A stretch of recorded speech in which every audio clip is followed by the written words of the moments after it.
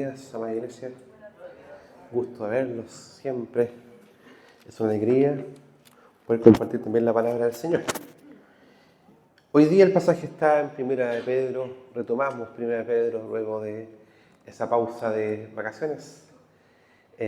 Vuelvo a predicar Primera de Pedro después de varias semanas. Así que vamos a retomar en el versículo 4, ¿cierto? Del capítulo 2. Antes de comenzar, recordarles quién era Pedro. Pedro, apóstol del Señor, fue llamado junto a su hermano a ser discípulo del Señor.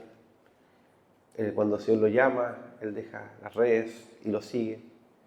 Y vemos que Pedro tiene un caminar con el Señor de confianza, también de desobediencia, también de mucha esperanza, también de triunfos, de derrotas, de fidelidad, de infidelidad, de seguir al Señor, de negar al Señor, de ser restaurado por el Señor también.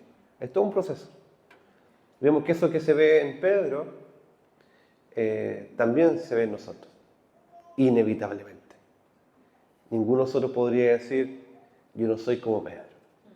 Hemos dicho en varias oportunidades, si hubiera un hashtag de esto, es todos somos Pedro, ¿cierto? Y no como una forma de negar nuestro pecado, o de decir, ¿sabéis qué? Todos estamos pecando, así que da lo mismo. Como si fuera el consuelo, o sea, el mal de muchos, el consuelo de algunos, ¿cierto? Como si fuera un consuelo para nosotros. No, estamos todos en la misma. No es para reconocer una condición nuestra, pero también para reconocer quién está detrás de la salvación nuestra, que es Cristo el Señor. Entonces vemos como el Señor, a pesar del pecado humano, el Señor es triunfante con su fidelidad, con su misericordia. ¿Lo vemos en la vida de Pedro? Sí. Lo vemos clarito en la vida de Pedro, ¿cierto? Podemos decir en esa oportunidad cuando Pedro dice, tú eres el Cristo. Después dices, Señor, ten misericordia de ti, que no vayas a la cruz. Cuando no, yo voy a estar contigo siempre. Y después se queda dormido orando. ¿Te recuerdas? Y cuando, tremendo sermón en Hechos, y después Pablo dice, este era de condenar. Oye, el proceso de Pedro es el proceso también de nosotros. También el proceso de la iglesia. Y lo vemos también eso en la Biblia. Lo vemos en Pedro, lo vemos más allá en Abraham, ¿cierto? En Jacob, en todos los personajes bíblicos. Pero, ¿quién destaca en esta historia? No es ni Pedro, no es ni Abraham, no es ni Moisés, no es ninguno de nosotros, es Cristo el Señor. Entonces vemos acá que Pedro, sabiendo eso mismo, porque es el que escribe esta carta, le escribe a la iglesia que está sufriendo, que está siendo animada a perseverar, les dice lo siguiente, acérquense a Él. ¿A quién Él? A Cristo el Señor, piedra viva, desechada ciertamente por los hombres, mas para Dios escogida y preciosa. Piedra viva. Y uno se recuerda inmediatamente lo que significa Pedro, ¿cierto? Significa piedrita, ¿cierto? Y también recordamos esa escena en que Jesús habla con Pedro y dice, sobre esta roca edificaré mi iglesia. Y uno dice, ¿sobre qué roca? Lo vamos a conocer. Así que vamos a recordar ese pasaje, esa escena, la idea que ustedes puedan buscarlo también en sus Biblias. Yo voy a ir a buscarlo también, está en Mateo 16. Y voy a pedirles que puedan buscar el pasaje junto conmigo y vamos juntos a buscar ese momento en que el Señor Jesús habla con Pedro. Versículo 13 al 18 y hace la pregunta más importante que toda persona debe escuchar. Y cuando digo toda persona, es la pregunta que tú mismo debes escuchar. La pregunta más importante que tú debes responder. Y debes saber responder, conforme a la palabra del Señor. ¿Le han hecho preguntas alguna vez? Y uno dice, voy a salir respondiendo así como, no de forma directa, voy a salir jugando. Pero aquí el Señor hace una pregunta directa a sus discípulos, y la pregunta también es para ti en este momento, y para mí. Entonces, venían con Jesús a la región de Cesarea, versículo 13, 16-13, de Filipo y preguntó a sus discípulos, diciendo, ¿quién dicen los hombres que es el Hijo del Hombre? Vale decir, ¿quién dice la gente que soy yo, Jesús? Ellos dijeron, unos que eres Juan el Bautista. Juan Bautista había muerto, decapitado. Pero algunos decían que era Juan el Bautista, no sé qué tipo de creencia tenían. Otros que era Elías, del Antiguo Testamento. Otros que era Jeremías, o algunos de los profetas. Así como muchos dan respuesta acá, actualmente muchos dan respuesta respecto de Jesús y lo dan de manera incorrecta. Algunos de manera irreverente dicen Jesús es el flaco de arriba, o Jesús es un buen hombre, Jesús es un buen profeta, o Jesús es el Hijo de Dios pero es creado por Dios, o Jesús esto y esto otro.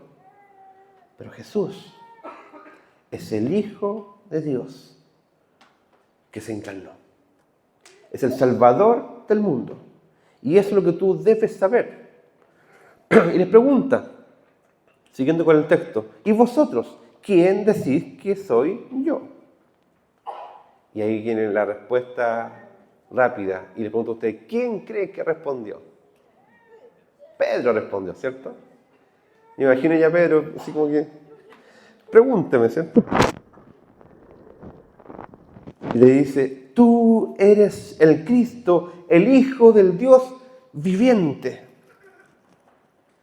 Entonces le respondió Jesús, Pedro yo creo que está esperando ¿qué piensa de mí?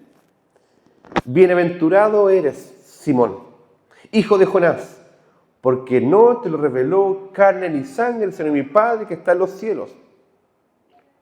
¡Wow!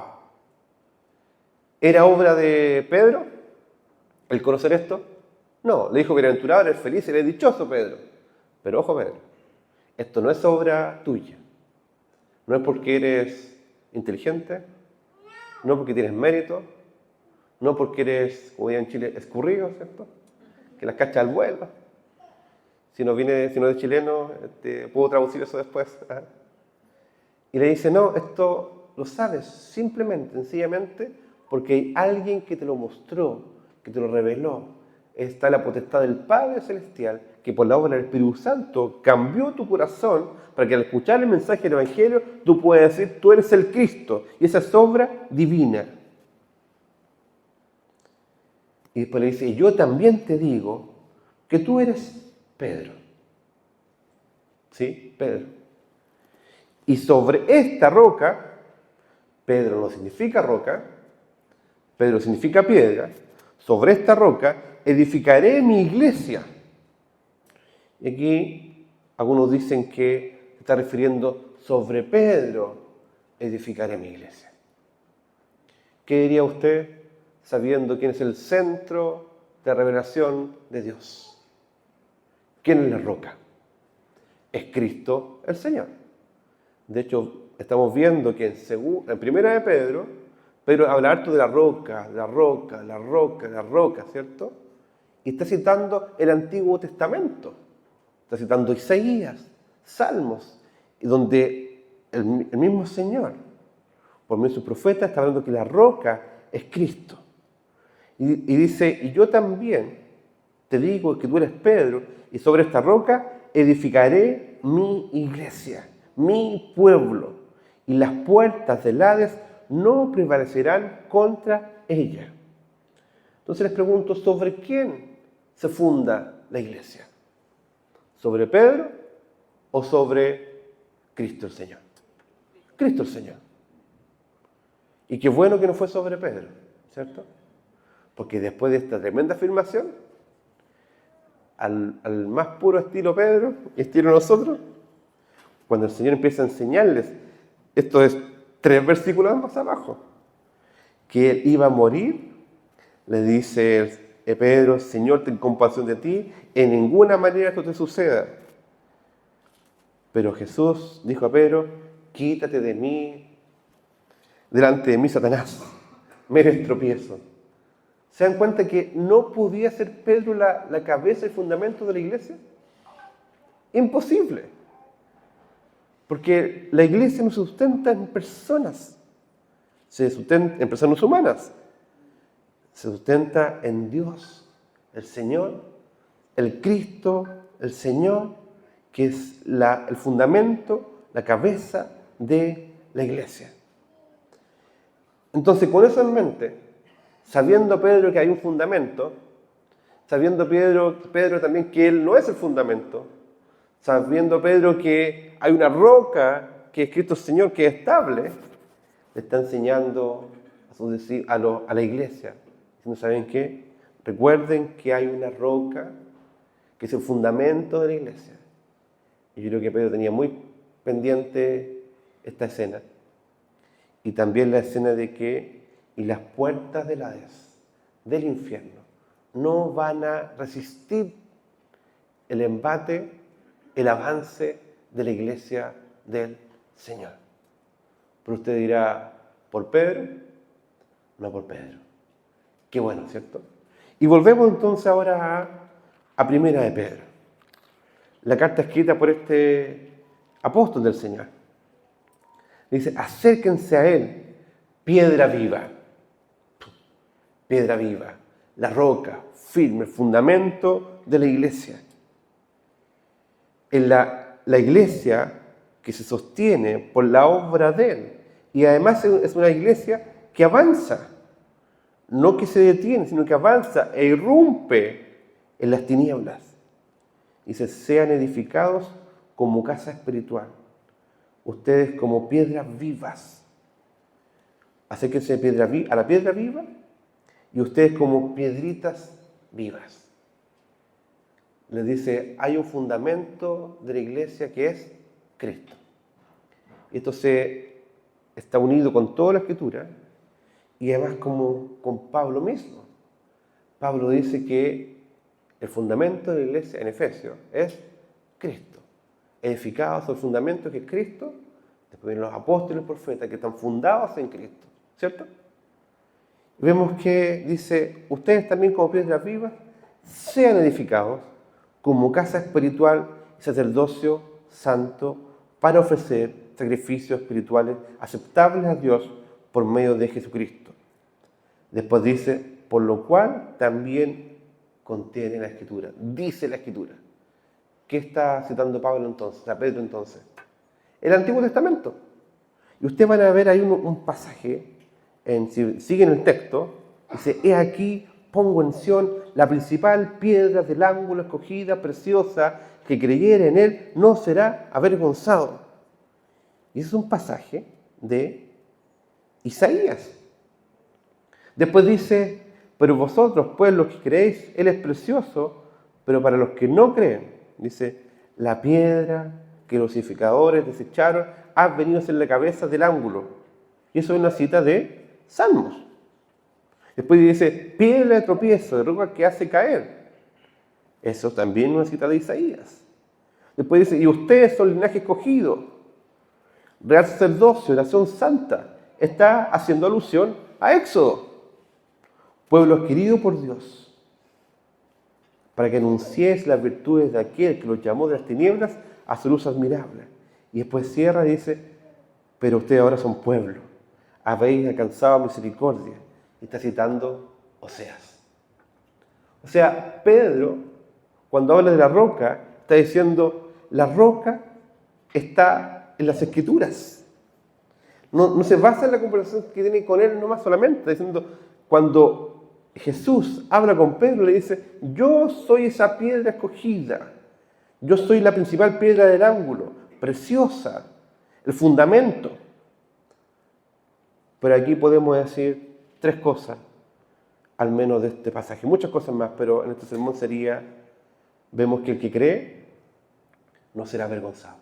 Primero, como Él es confiable, podemos confiar. Segundo, dice, Él es precioso. O sea, podemos disfrutarlo a Él. Podemos deleitarnos en Él. Él es confiable y es deleitoso. Y tercero, somos pueblo de Dios, ¿cierto?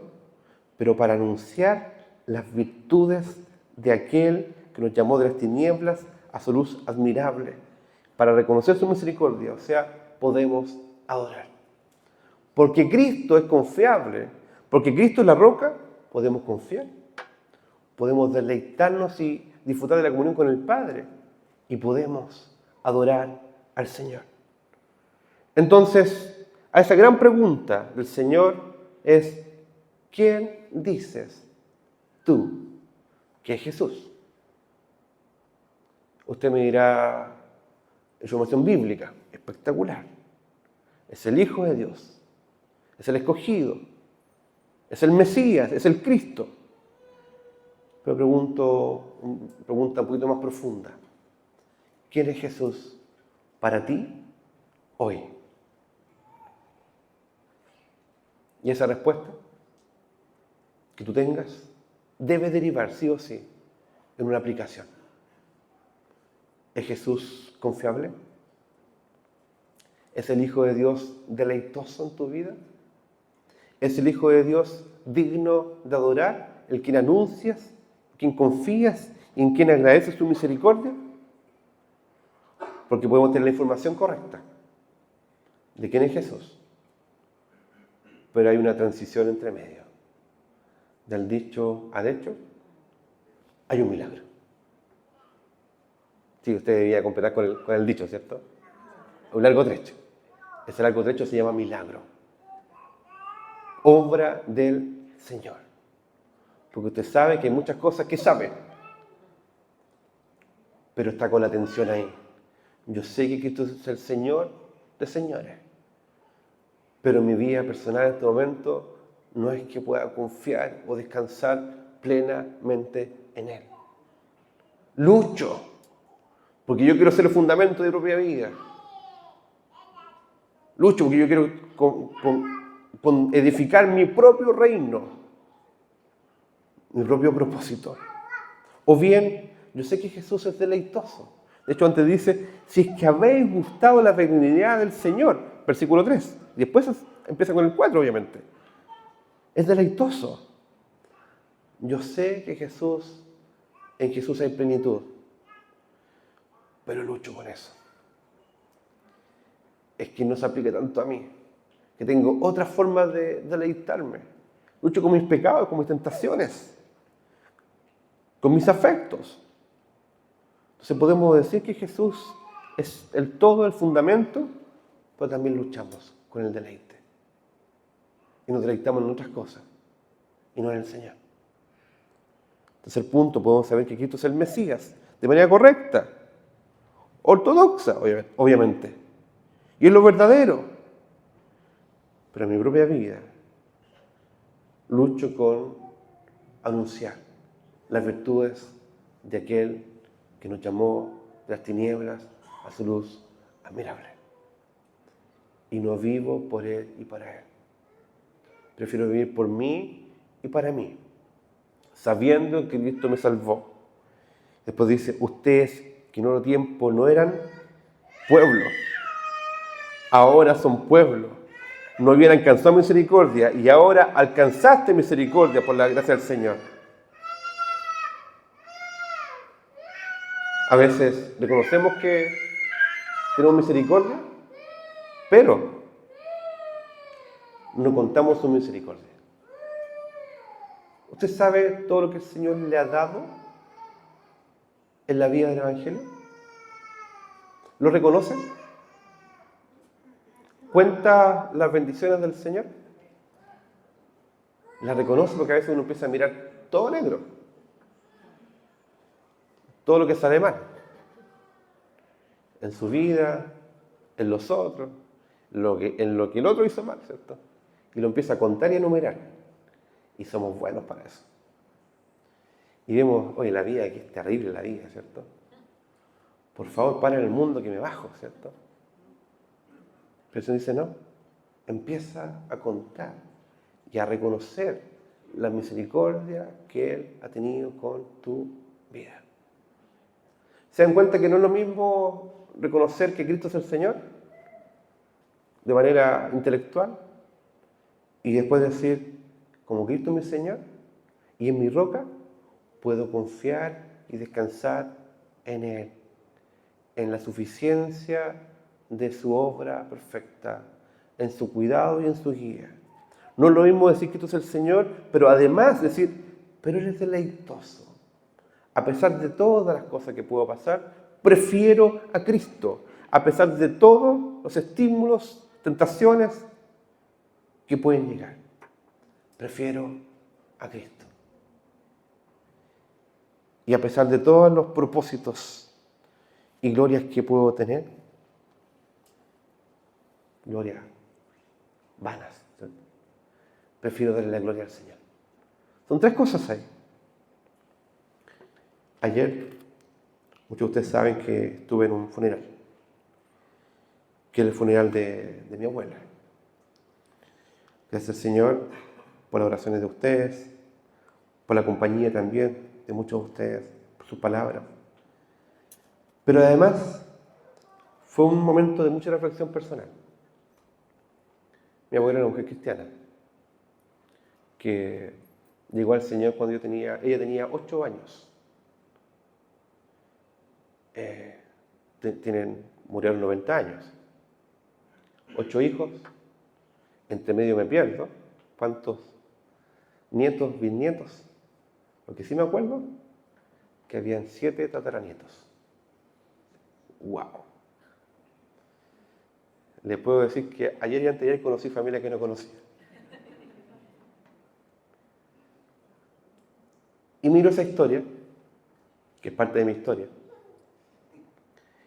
y miro que esa historia no es muy distinta a la historia bíblica. Porque sí, muchos han llegado al Señor, otros no. Porque sí, muchos han hecho cosas buenas al Señor, incluyéndome, otros no. Vemos cómo algunos han luchado con el Señor y algunos han vuelto al Señor. Y veo la historia, miro a la gente, sus testimonios, las conversaciones. Eso fue realmente muy emocionante para mí. Veo primos que no conocía, de diferentes historias y contextos, gente viajando a otras partes, otros primos pastores, digo, no te conocía, yo tampoco te conocía. Y tú dices, si uno mira esa historia de la familia, probablemente como tu familia también, no es una historia perfecta. No es una historia donde todo se hizo bien. No es una historia donde hubo siempre reconciliación, paz, amor, gracia, dominio propio. Donde Cristo fue el centro. No siempre es fácil. Pero sí puedo reconocer en esa historia, así como en tu historia, en mi historia, y la historia bíblica, es que el que triunfa finalmente sobre el pecado, la tentación, el mundo, la carne y la muerte, es el Señor Jesús. Y Pedro, yo creo que estaba en la misma, diciendo, oye, si ustedes saben cómo soy, ustedes saben cómo he sido. Más encima tengo un amiguito que creó el Evangelio y escribieron de mí. Y puso todo lo que yo soy. Y usted sabe cómo es. Hay cosas que son más o menos visibles en su vida. En la mía también. Pero hay alguien que todo lo ve. Conoce tu corazón hoy. ¿Cómo estás? Porque así como te hace una pregunta a ti, esa pregunta que él te hace respecto de quién es el Cristo, obviamente no es porque él no sabe quién es. Él quiere saber, preguntarte a ti. Y él sabe lo que piensa. Es para hacerte reflexionar una vez más. ¿Quién es Cristo en tu vida hoy? Y te pregunta, conectado con esto, ¿eres digno de confianza porque es la roca?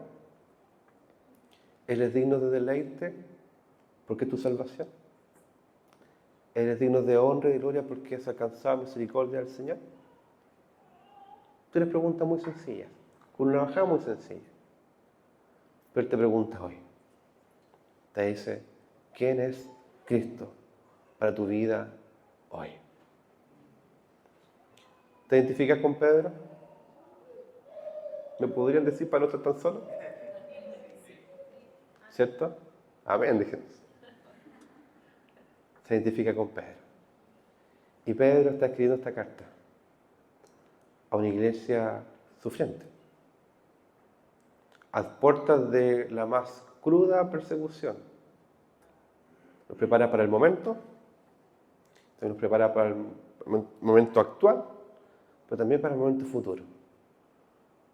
Pedro no sabía que habría de venir aún mayor persecución, pero para él no era desconocido que podía ser. Los prepara y les dice: ustedes pueden considerar a Cristo como confiable. ¿Has sufrido dificultad alguna vez en la vida, cierto? Dice: yo no confío en nadie. Dice: ese punto es bueno. Porque uno dice: no puedo confiar en el ser humano. Sí, es bueno, es parte buena. Por eso que te lleva a guiar a confiar en Cristo. Pero confío en Cristo. Y como confío en Cristo, que es cabeza de la iglesia, también confío en el cuerpo de Cristo. Porque la iglesia es guiada por el Señor. La distinción sí. La cabeza es plenamente confiable, Cristo. Nosotros, inclúyete por favor ahí, fallamos. Pero tampoco nos quedemos ahí. Porque Pedro dice: no se queden ahí. Desechen toda malicia, lo dice antes. Vayan adelante a la perfección. ¿Te digo algo más? Que aún con nuestros errores y pecados, hay una gracia que nos sostiene, hay una gracia que nos levanta, que nos llama una vez más. Te dice: no sigas viviendo confiando en tus propios criterios. Confía en Cristo. No sigas deleitándote en lo que no conviene. Deleítate en Cristo. No sigas viviendo por ti y para ti. Vive para Cristo. Pedro ya vivió esto. Ya tenía su experiencia, Pedro. Qué bueno. Tenía años de ministerio. Y dice la iglesia: hay alguien que es confiable. Citando el Antiguo Testamento: he aquí pongo en Sión la piedra principal del ángulo escogida. El que creyere en él no será avergonzado. Él es precioso, pero también hay una consecuencia para los que no creen. La piedra que los edificadores desecharon, Cristo, ha venido a ser la cabeza del ángulo. Piedra de tropiezo y roca que hace caer. Lamentablemente, Cristo, la roca, puede ser tu roca o puede ser tu, comillas, piedra de tropiezo. ¿En qué sentido? Que si no crees en Él, estás condenado. Dice: oye, injusto, qué malo es el Señor. Pero Él te dice que si crees en Él, hay salvación y vida eterna. Y qué bueno, porque no se queda ahí, porque dice: mas ustedes son linaje escogido. Le está recordando. Si estás dudando de tu salvación, o si estás dudando de lo bueno que ha escrito el Señor, si te nubló la mente y el corazón, les recuerda que eres el linaje escogido. Tú no eres como los demás. Eres real sacerdocio. Eres nación santa, no eres para vivir en pecado. Eres un pueblo adquirido por Dios. Como Pedro, mirándole a los ojos, dice: por favor, recuerda la identidad que tienes en Cristo. Como hijo, como familia, como iglesia, recordemos la identidad que tenemos en Cristo. El linaje escogido, real sacerdocio, nación santa, pueblo adquirido, comprado por Dios, redimido por Dios, no por oro ni por plata, sino con la sangre de Cristo. para que anunciéis, para que des a conocer las virtudes, la gloria de aquel. Y te recuerda lo que hizo, que nos llamó de las tinieblas, ¡pum!, a su luz admirable. Ese acto de guiarnos a gratitud, adoración, a decir yo prefiero a Cristo, yo confío en Cristo, yo quiero vivir por ti y para ti. Porque en otro tiempo ustedes no eran pueblo. Mas ahora han alcanzado misericordia. Pero ahora han alcanzado misericordia. Ahora eres pueblo. Y vemos cómo se conecta con toda la Escritura. Ustedes serán mi pueblo. Yo seré su Dios. Y estaré con ustedes hasta el fin del mundo. Ven pronto, Señor. Jesús. Te dejo esa pregunta. ¿Quién es Jesús para ti hoy? Y te dejo 3 preguntas más que le conectan. ¿Es Jesús hoy digno de confianza? Si estás dudando, renuncia a tus dudas y temores y confía. ¿Es digno de deleite? Si estás luchando con el deleite, buscando otros deleites, renuncia. Y pide al Señor, Señor, quiero volver a degustar de tu benignidad, porque tú eres bueno. Y tercer punto, ¿eres digno de adoración del Señor? Sí. ¿Y te doy una idea para adorarlo? Recuerda que has alcanzado misericordia. Y eso te impacta a ti, impacta también la relación con otros. Y cuenta la misericordia del Señor. Y agradece. Te va a decir, ¿tanto me ha dado el Señor? Sí. Eres digno de toda honra, toda gloria y adoración.